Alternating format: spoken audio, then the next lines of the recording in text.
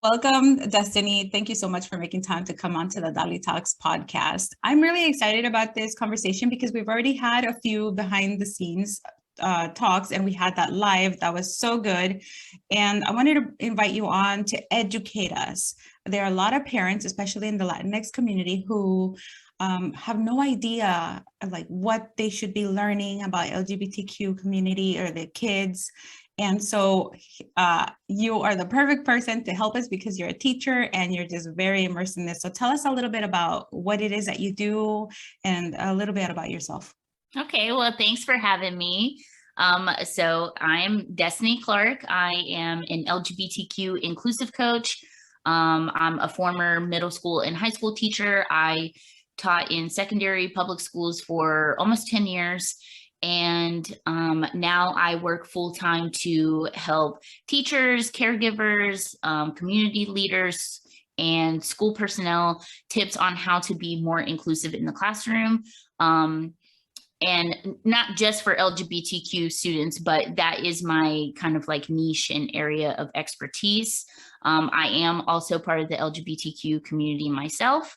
And so you asked about like parents, and especially in the Latinx community, of like kind of things that you should be learning or asking and that sort of thing, right? Right. So I would say that first and foremost, the number one thing that you want to do is listen to your child. That like the thing is that our kids have like wide access to the internet, and they sometimes know more than we do. And so I think like just fully embracing that and listening to your kid. They tell you, hey, I'm thinking about this non-heterosexual identity. And, just kind of like explore that with them. I think that, if they come to you and they say, hey, I think I might be pansexual. And like, for example, that is my sexual orientation. And that just means that like, when it comes to being attracted to someone romantically, emotionally, or physically, that for me, gender is not really a factor. And for other pansexual people, that gender is not really a factor in who they connect with romantically or physically or emotionally. And so, if your student or your kid comes to you and says, hey, I'm thinking about this identity, that like it can seem really daunting and overwhelming because like there are 76 different genders and there are tons of different sexual identities, and even pansexual wasn't even on the map up until recently. And so like, I identified as bisexual up until pansexual was an identity that was more in the generic space. So just explore with your kid, ask those questions, and try to be like, we have talked about previously that like we feel like almost that we have to do all of the things all of the time. And that's just, I can't recommend enough to parents, to teachers, to anyone who is trying to be more LGBTQ inclusive or friendly, that like listening to the LGBTQ community is really important. So, whether that's adding a few more queer people into your Instagram feed, or, looking for people who are in this space like myself, or, there are tons of people on Instagram, Twitter, that like following people who are in the space and who can speak to those experiences, whether it's lived experience or, educational experience, that like listening to the queer community is going to be really important. And don't focus too much on like trying to understand, well, this is this sexuality and this has this flag. And, because like to someone who is totally foreign to any of that world, that like, that just seems really overwhelming. Yeah. And so just concentrate on like what your kid is mostly trying to digest, and just listen to the queer community and kind of have like mentors, so to speak, that you're learning from and that you're like getting information from, because that's, you know, having someone cheer for you on the sidelines as well as supporting you in your understanding. That's so important when it comes to this work. Yeah. Wow. Okay. You just I give you a lot. I'm sorry. Yeah. So, okay, let's backtrack just a little bit, because you, so you're a teacher, which is great. And you're also part of the LGBTQ community. Actually, one of my questions is, when people say LGBTQ, I've heard these arguments about, oh, but you're leaving out the I and the whatever, you know, all the other ones. So is there a right terminology just to encompass like everybody who is not heterosexual? So I typically say LGBTQ plus, where the plus is encompassing other identities that aren't included by the other acronyms. So LGBTQ, lesbian, bisexual, so lesbian, gay, bisexual, transgender, and then Q could be questioning or queer, and then plus would encompass identities like pansexual, intersex, asexual, you know, things like demisexual. And now we're getting like into some of those identities that maybe might not be as well known. So I would just focus on LGBTQ plus and making sure that you include that plus, so that other identities that don't fit into the other acronyms are still being represented. Yeah. Okay. Thank you so much. Yeah.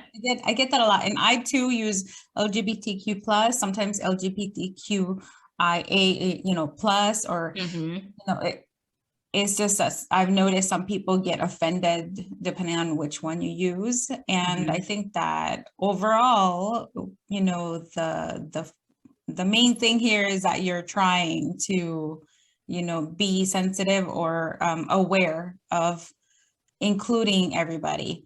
And of course, we're going to make mistakes, but that's why we're having this discussion with you, so you can educate us on some of these terms, or like, are there some do's or don't do's when, you know, trying to understand or trying to ask questions about, you know, the LGBTQ plus community? Well, so that's a really great question. I think that you said that, you know, oh, like we're making mistakes and we're trying, and that like that is really important. I'm really glad that you brought that up, that it is so important to allow yourself to make mistakes, that sometimes people can become very apprehensive about, you know, like they don't know, so they kind of stay away from it. And you know, you don't know what you don't know, and so you can't kind of like hold that against people. But at the same time, that like you really have to be forgiving of yourself and allow for yourself to make mistakes, that, you know, sometimes like you're not going to get it right, and you're going to use LGBTQ plus and someone will be intersex or two-spirit, and they won't feel acknowledged by just that acronym. You know, it's going to depend on the specific person. But I think that it's really important to just have that in the forefront of your mind, that I'm going to make mistakes and that's okay. I can correct myself or be corrected by someone else. And that's also a really important part of like allowing yourself to be corrected. Because sometimes, you know, we just want to get things right.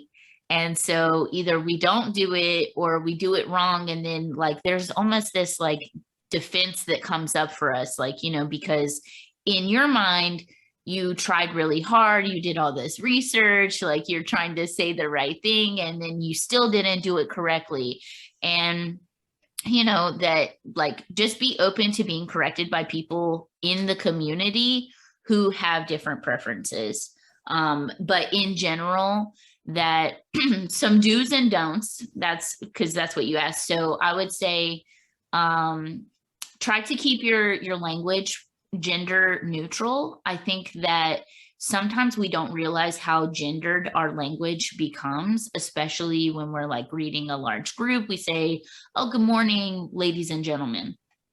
And ultimately, while our intent is to greet everyone, we say, hello, ladies and gentlemen, we're greeting the whole group. The ultimate impact is that we're isolating some of the people within that crowd.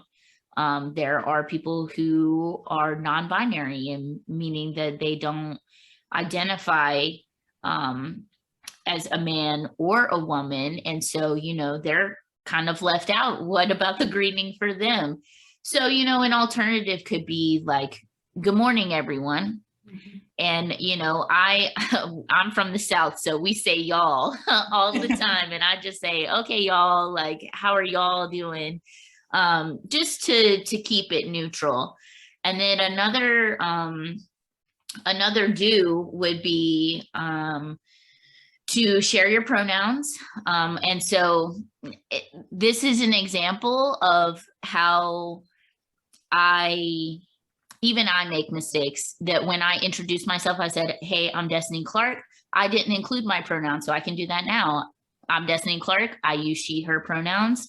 And so just like introducing yourself with your pronouns just kind of normalizes it. And that can already off the jump kind of show someone that, hey, I'm not going to misgender you. I care about what your perspective is, and I care about like how you present yourself. Because I think that that's also another really big misunderstanding within the community, is that, and we kind of see that in some of the backlash that we've seen in recent news, that when you say LGBTQ plus, that automatically someone's mind is going to sexual orientation, and that like there's so much more than just sexual orientation. And especially for children, you know, it's about love.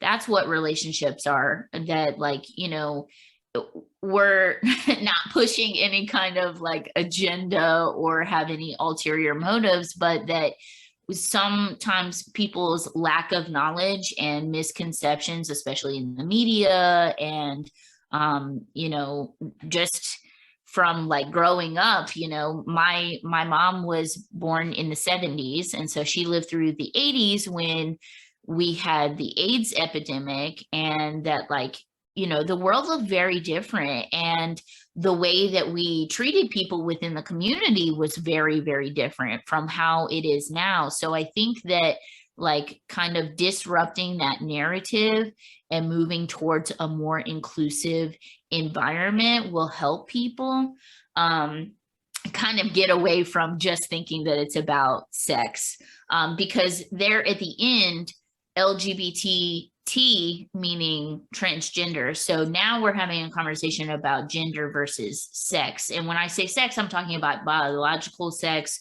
So that's determined by things like hormones, anatomical body parts, and external appearance of your private parts. Mm-hmm. And then gender can be divided into two categories, where we see gender representation, and then like your gender identity. So it's like how people see you and how they perceive you versus like also how you feel on the inside.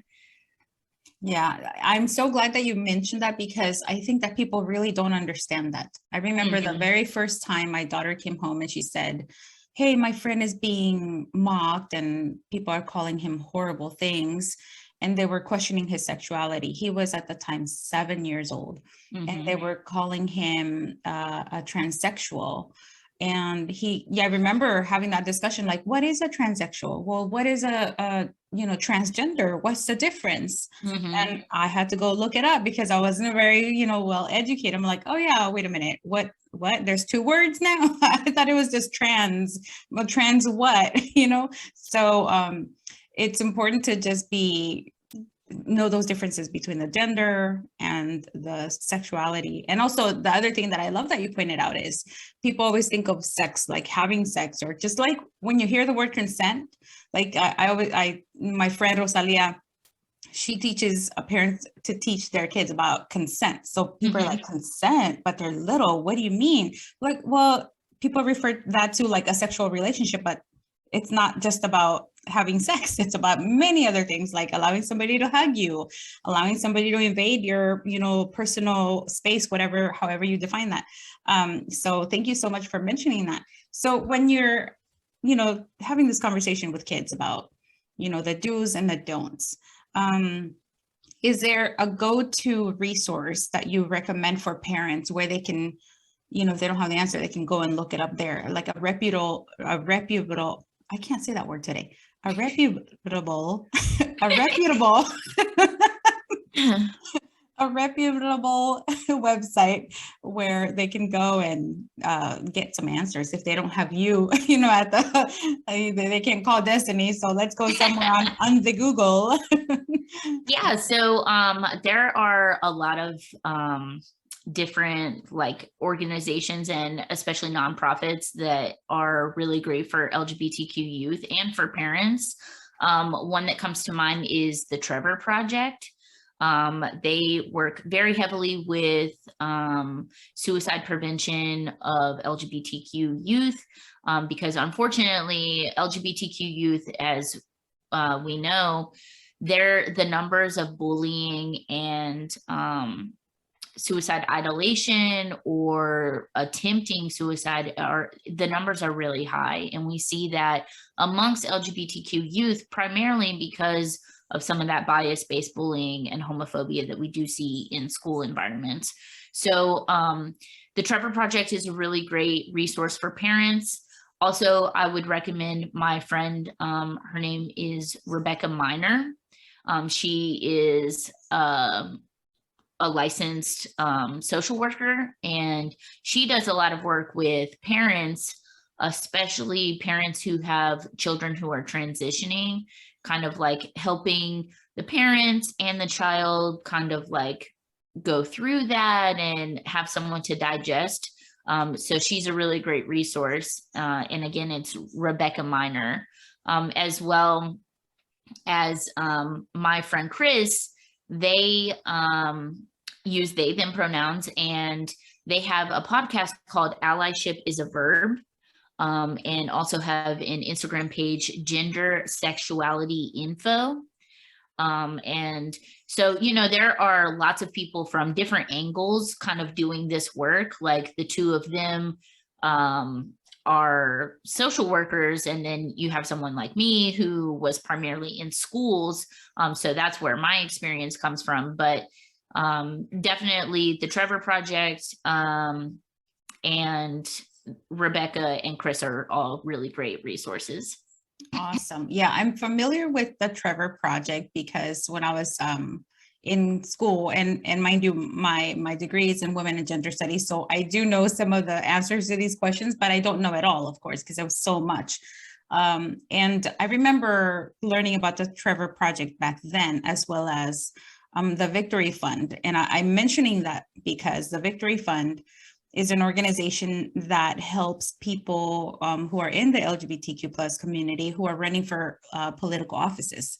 And I'm mentioning this because it's really important for people to understand who is running, and if these views align with theirs, they can support these people who are running for offices. And that's so important because if people can't connect with you, with your challenges in life, then, how can you expect them to understand how to fix them for you? Right. And you might think, well, I don't have to worry about that. That's, I'm worried about my child.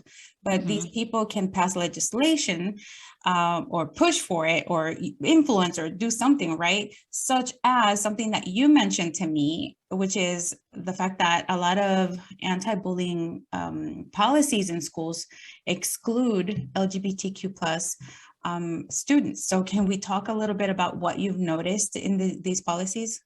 Yeah, of course. So the thing is with the bullying policies that unless it says it explicitly that LGBTQ students or sexual orientation, something like, within that frame of language, unless that's being said explicitly, you have to just guess that they're not protected. And so again, kind of like going back to what we were talking about, that when people hear LGBTQ, automatically their brain is going to sex. And so there's kind of like this disconnect where, like, school administrators, like school boards, anybody involved in the school, they're like, hey, like, we don't want to talk to kids about sex. And that only adds to the misconception, honestly. Like, you take Florida's Don't Say Gay bill, for example, that, a lot of people are expressing apprehension because the bill is about kindergarten through second grade, but that teachers aren't having conversations with students about like sex or, anything graphic in that way, that like, again, they're just talking about love and relationships and connections. And when you really like stop and think about children's novels or movies, you take an iconic archetype or story of little kids, it's like a prince and a princess. And while we see that as something that's like very innocent, these are stories that have been told for years and years and years, already that has a heterosexual relationship in it. And so when we start having these conversations about, okay, well, we're not talking about sex, but like there's a couple in here that's heterosexual, and that like, now there's this disconnect because you have this heterosexual couple, but then if a same-sex couple or two people who are in the LGBTQ plus community are the couple in question, that the sentiment becomes very different. And so I think that people are apprehensive, and rightfully so, because they don't want anybody talking to their kids about sex, which I get. But that like, it's really not just about sex, and that the research is indicating that kids at the age of like, 3 and 4, they're able to identify their gender. They're able to identify gender roles that they see within media, that they see within their own home, that they're being exposed to this. So, not that we have to just not expose them at all. I think that just the opposite, that while we do expose them to these things that they see in the media and they talk to their friends about, they see on the internet, whatever, they watch in Frozen, that we need to be there to help them process that. Because I think that sometimes people think that if we ignore issues, they just go away. Or that if we just don't talk about it, that things will be better. But I think that in fact that causes more harm. So I do challenge parents, school leaders, teachers, administrators, really anyone to disrupt that by having those important conversations. And it doesn't mean that it has to be a conversation that is fueled by sex, but instead of helping children process gender roles, and having that representation is super important. Absolutely. There's something that you mentioned that I feel like I must add to the conversation is that schools are not ready to have these conversations, and that they don't, teaching about sex is already a challenge, right? And one of the things that I have read recently is on different legislations in each state that dictate what can be taught in sex ed classes, and sexual orientation is one of those that is forbidden. And in a way, some people might be really ticked off, hearing about this. Like, why not? Why not? But at the same time, I also understand why it can be hurtful if you don't have the correct person who's trained on how to explain all of the terminologies and all of that stuff. So if you're a parent and you want to know, about your own state's law about that, educate yourself, look it up, and even ask your school about what the guidelines are for that sex ed. And also, I like, if you've been listening to me on Instagram or here on the podcast, you'll hear me say, use the power of your voice. You're the parent. You have the right to ask teachers or your leaders, like, hey, where can I find this? Or can you all do this? So can you give us a few tips on maybe some other methods or resources that parents can find at school? Since you've been teaching for so many years, you must have, and I'm pretty sure you've taught at different schools too, and I know they're all different. So any tips on what they can ask for, or any type of like legislation or procedures that we're not aware about? So I love that you said like using your voice, because it is so important. I think that almost in a small way that parents have more pull than teachers do, especially when it comes to school boards, because those are elected positions. So I think that like using your voice is super important as a parent, and that like advocating for teachers to be trained, because that's exactly what I do. That's where I come in, and that I teach teachers how to be more inclusive, how to start these conversations. And so if you, shameless plug, if you want me to come to your school and train your teachers, that I would be happy to do that. That is the work that I do. And so I provide professional development for teachers so that we can move towards a more inclusive environment and have these conversations. I think that it will vary by state. Sometimes that like the state legislator dictates what's able to be taught, and then sometimes it does depend on the specific district. And as you mentioned, I have worked in different schools. I worked in 3 different schools over the span of almost 10 years. And each district was different, and it kind of also depends on the community and kind of like what the vibe is in the community. I've taught in rural areas. I was in a rural area, but the school was like the inner city school. And I use quotes for anyone listening on the podcast, because, that label can be problematic for a number of reasons. But that I have taught in schools that are in large districts and large cities, some that are in smaller districts and smaller towns, and that it really just depends on the community. And so I urge parents to look at your state legislator, look at your district's policies, because it is going to be different for each district. And then ultimately, when it comes to time to vote for school board members, that like these are good questions to be asking when they have their town hall meetings or they're taking questions. And you can submit questions to the school board like via their websites. But when they're asking for questions, that should be one of the questions that you ask of, like, how are we moving towards a more equitable education system where LGBTQ plus people are being represented and being advocated for? Because, the sentiments about LGBTQ plus people have really changed over time. Like, that last Friday, so we do LGBTQ plus history over on my Instagram page at Discover Ed with Destiny. So every single Friday we do LGBTQ plus history. And last week we did ancient history.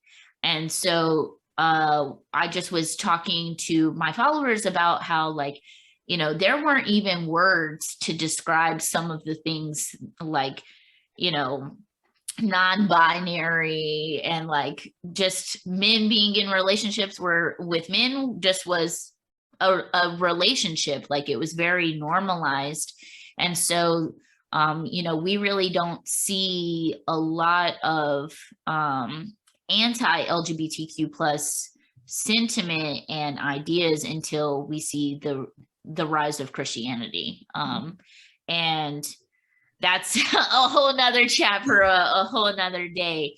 And not that Christian people are inherently LGBTQ or anti-LGBTQ plus. You know, I come from a Southern Baptist family. It was challenging having these conversations. And, you know, my mom, she had her certain ideas, but you know that like as people grow and once you know better, you do better. And so I think that just educating yourself and kind of moving away from some of those antiquated ideas, we have to learn and unlearn. I agree. And to your point about that, you know, that these behaviors, now we have names for them. Mm-hmm. But we've actually had these type of behaviors in humanity forever. And I remember too that when I was learning about indigenous tribes, they were very egalitarian, and they also had, you know, relationships like that. It wasn't always heterosexual, and it was a norm until, you know, they were colonized, and then Christianity was brought in, and the ideas were shaped about gender roles and all this other things, which, yeah, that's a whole nother conversation. And it's really important though for parents and children to understand this, because it can remove that taboo that comes with it, that still exists. And it's so important, because as long as that taboo continues to be reinforced, we're not going to see a huge change, or maybe a change at all. And it really comes down to each individual of educating yourself and having these conversations with your family members. And of course, everything at an age appropriate level, and, you know, break it down to their level of understanding. So if you need help, then of course, Destiny is available, and so many other people. But so we've touched on a few of the pronouns, you know, the do's and don'ts, a little bit about legislation and how it's important for parents to, you know, speak up.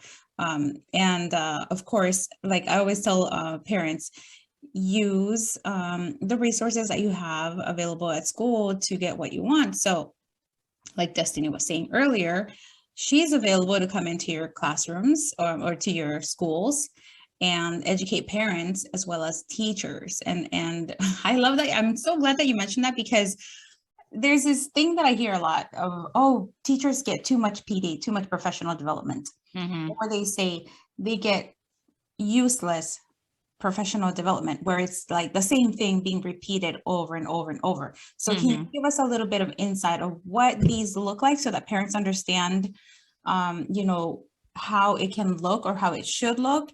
That way they can go into their schools and ask, hey, how is the PD being done here for teachers? And how is that supposed to be helping us and the students? Well, so each, again, it's going to be different based on the specific district. And there are actually some states that require for LGBTQ history to be taught. So states like, I know for sure it's required in California, I think in New Jersey, and a few other states. So it does depend on where you are and what your like school board and district looks like. But in general, and in my experience, we have essentially just been offered like, okay, these are the things that you have to take, and sometimes you have choice and sometimes you don't. And I think that is a really unfortunate part about professional development when it comes for teachers, because like teachers need choice, and they need to be able to choose what's relevant for them and what's relevant to their course, and really where they are in their learning journey. Because especially with equity work, we know that not everybody's in the same place, and that's totally okay. But I think that districts really need to restructure the way that they expect for teachers to participate in professional development, because there definitely should be way more autonomy for teachers, because ultimately at the end of the day, we're the ones in the classroom, we're the ones with the students, we're the ones who have enough insight and expertise to determine where our zone of genius is and what we need to keep learning. Thank you so much. Yeah. And in regards to, I'm going to pivot a little bit because I don't want to forget this before we wrap it up. But say I'm a parent that has a LGBTQ plus child, and I'm concerned for their safety because they've already been bullied. Are there any recommendations that you have for the parent, maybe to talk to the teachers or do anything in particular to make sure that that child is kept safe? Well, so it is really important to talk to the teachers, but I also want to add that it's really important to talk to the administrators, because at the end of the day, like, you know, your teacher can be advocating for you and doing the things and, like, you know, creating that community of care and inclusive environment, but it can almost be negated by an administrator who is intolerant. So I urge parents to speak with their school administrators to ensure that their children are really going to be safe at school, and that, you know, unfortunately, because of class sizes and teacher expectations, that, like, sometimes things really do fall by the wayside, and not in an intentional way, but, you know, when you have 35 children in one classroom 5 times a day, that's a lot of kids. And, you know, you do your very best that you can. One tactic for teachers that I always recommend when I'm working with educators is using a social contract. So you and I have talked about this, but kind of moving away from the safe space kind of mindset, and that, like, at the end of the day, safe means something different to everyone, and that we can't ensure that someone is going to be safe. Again, I'm using air quotes, anyone on the podcast, but we can't ensure that everyone is going to be safe. And that looks different for everybody. And I think that moving more towards a principled space where your behavior, your expectations are all dictated by certain principles that we agree to together. And kids have to be involved in setting those expectations. That, you know, it's kind of like when you go into a classroom and you get your rule book right away. Here's your syllabus. Here are all the rules that you had no say in. Follow the rules, and I hope you come to class. You know, that, like, we're not building that relationship. We're not building that community of care, because kids need a way to contribute to the rules and the expectations. And I think that it can be the same for parents as well, that, you know, like with the bullying policies that we talked about, that, like, parents can ask for LGBTQ plus to be included, for sexual orientation to be included, and for administrators to be doing the work also, because, you know, at the end of the day, it's not just teachers, it's also the school administrators, it's the school board, it's, you know, the whole community. It really does take a village. Yeah, it truly does. And it's really important too that parents are informed and that they're aware of what is in those policies, because every time I ask a parent or a group of parents, I'm like, how many of you have read the policy on anti-bullying in your school? And they're like, oh, I didn't know there was one. Or they're like, no, I know there is one, but I've never read it. And it's very eye-opening when they do read it, because they realize that sometimes it has a lot more information than they expected, or sometimes it's so little that it doesn't really clearly define or give them an idea of how it can protect their children. And also another thing that I must stress is always become the ally with the teachers. Teachers are they're there to help, and instead of having that mentality of them versus us, it needs to be an us mentality, because you're all you know, reaching for the same goal, which is providing safe, quality education for children. And we can't do that if we have that division, and we keep thinking, well, they're not helping, but then you're not really speaking up. You have to speak up for your child as well as for the teachers too, because sometimes teachers do try to do something different, and then the administration says, hey, wait, stop. sometimes not because they don't want it, but it's because they're scared that somebody's going to complain, that it might go down the wrong way or whatever. So yeah, I appreciate this conversation. You taught us so much, a few things on the pronouns and the do's and don'ts, some resources that you shared. I can't wait. Actually, I'm going to check them out right after this.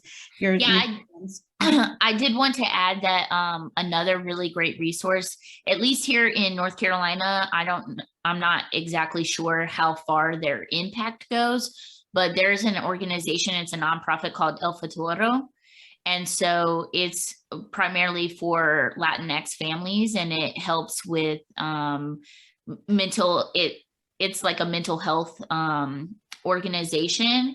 And so they have counselors, Spanish speaking counselors, they have English speaking counselors as well, but they really help Latinx communities and families with mental health. And so I think that that's kind of like the interesting part where we see like a lot of this kind of intersecting with each other, that because it's not just about advocating for LGBTQ plus people, but it's also about mental health. It's about equity. It's about gender equality. It's about racial equality. Like, you know, that we see all of these things like intersecting with each other, and that like when I work with my educators one-on-one, that when we're working together, we're talking about intersectionality and really using that as a lens and a framework to help advocate, because, you know, we know that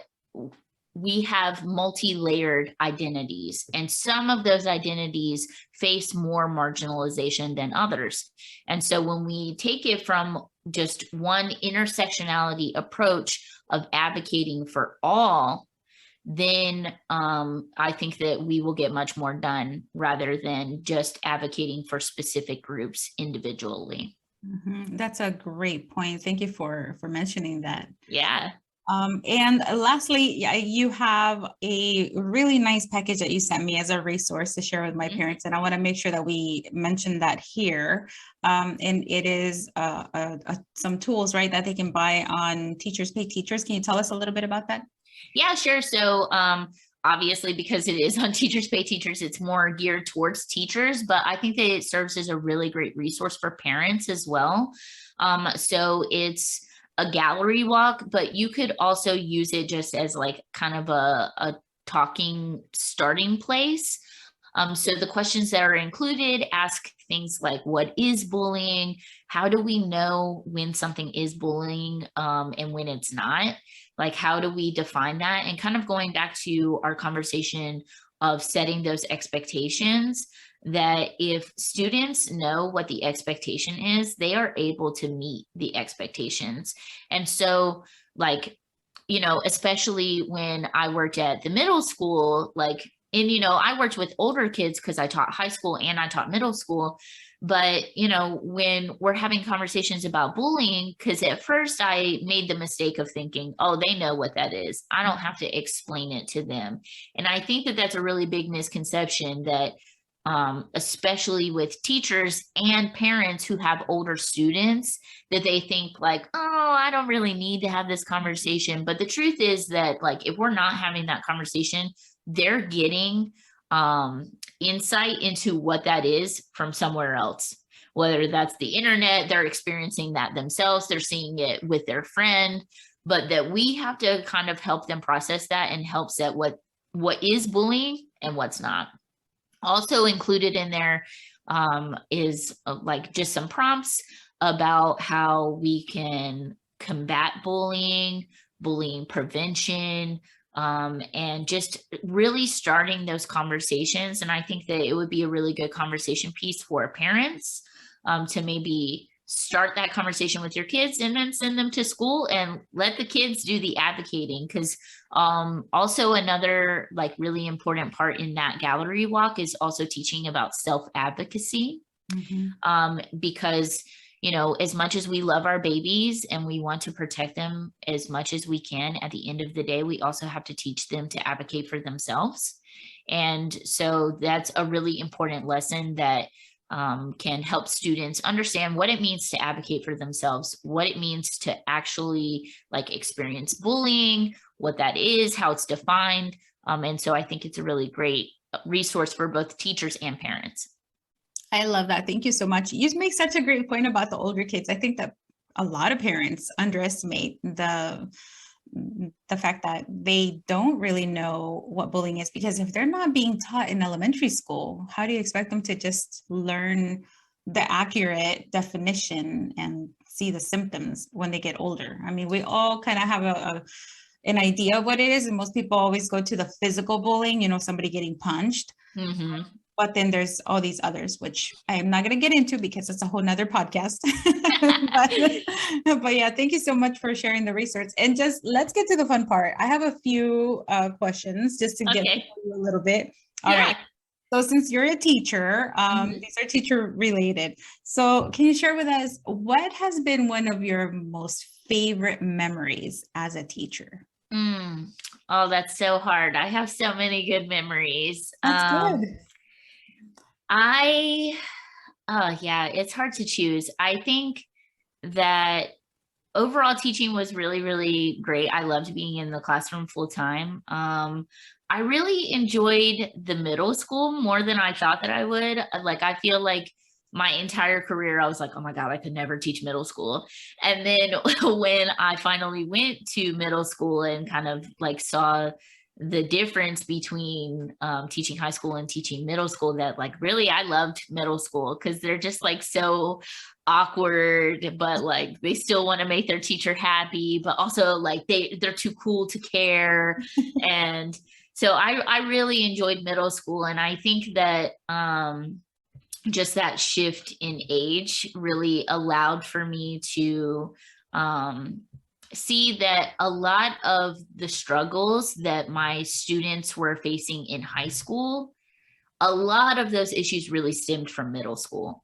And so it became a really valuable lesson for me that oftentimes you can really influence and impact the trajectory of a student's life, kind of the earlier you get to them. And so I saw a really big similarity with some of the issues that middle schoolers face, as well as high schoolers, that I think that there's a big overlap of the issues that they face. So middle school just kind of like it reminded me that at the end of the day, like they're just kids and they're just, you know, they just want somebody to like hang out with and to tell them that they're important and ask about their interest, you know? Yeah. Okay. So, okay. Well, you didn't give us a specific memory. Oh yeah, you're right. So I think, I don't know. I feel like I have so many lessons and so many like really great experiences in the classroom that it's hard to choose. One time I did do a classroom transformation. So we were reading a novel called The Stranger by Albert Camus. And there's a murder that happens in the book. Spoiler alert for anyone who hasn't read it. But there's a murder that happens in the book. So we did like some crime scene investigation stations. I got like a little, like I got like a mannequin and I put it on the floor and put like fake blood and had like fingerprints, and I got the like caution tape from the SRO and taped off my classroom. And yeah, that was a really great unit. And then later on, because there was a murder, we also had a mock trial. And so some of the kids were so cute. They were like, I got court tomorrow. Because, you know, some of them like were lawyers, some of them were jury members. And so just the simulation learning was really fun. And I think that that's one of my best lessons ever. I love that. Shoot, I never had a class that fun. That sounds amazing. All right. So I'm going to shoot out some questions. Okay. And then you're going to tell me the first thing that you think. Okay. Okay. All right. Student. Middle schoolers. Love. Relationships. Teacher. Influence. Book. Power. And this is why, because the written word has power, that once we are able to write down what our experiences are and be able to share that over generation and generation and generation, you know, you just think about like these classics, like, you know, The Great Gatsby. That's one of my favorite classics to teach. And that novel was written in 1925. And here we are still reading it nearly 100 years later. So I think that books really do have a lot of power over a large span of time. I completely agree. So Destiny, where can people reach out to you?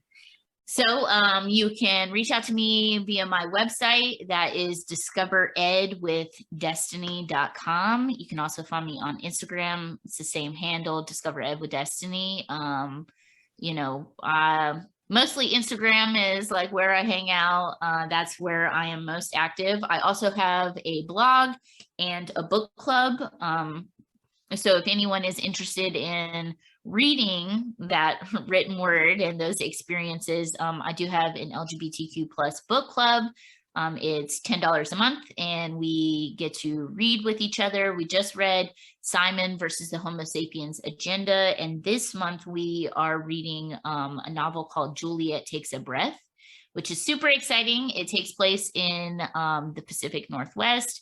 There are motorcycles, lesbian love, and it centers around a Puerto Rican lesbian woman from New York. So super excited to read that. And it's also available as a graphic novel and in Spanish. Awesome. I love that. Thank you so much, Destiny, for taking time to come in and educate us. We'll definitely be staying in touch, and I'm pretty sure you're going to be back on the show. Well, I hope so. Thank you so much for having me, and thank you everyone for listening to my stories and my experiences. Thank you so much, Dali, for having me on the show. It's truly been an honor, and I appreciate your time. Thanks. I hope you really enjoyed that conversation with Destiny. She has a huge heart and a lot of knowledge, so please take advantage. You can find her at Discovered with Destiny on Instagram. And remember that you can send her a DM if you have questions, or if you want to find out about her coming to your school and helping out either the parents or the teachers with this type of information. Don't be shy. All right, everybody, thank you so much for listening, and until next time. Hey, did you like that episode? If you did, be sure to subscribe to this podcast wherever you may be listening and write a review. If you want more tips or some behind-the-scenes videos, make sure to follow my mom at DaliTalks on Instagram. You can turn on notifications for her posts and stories as well. Thank you so much for listening to this podcast. See you next time.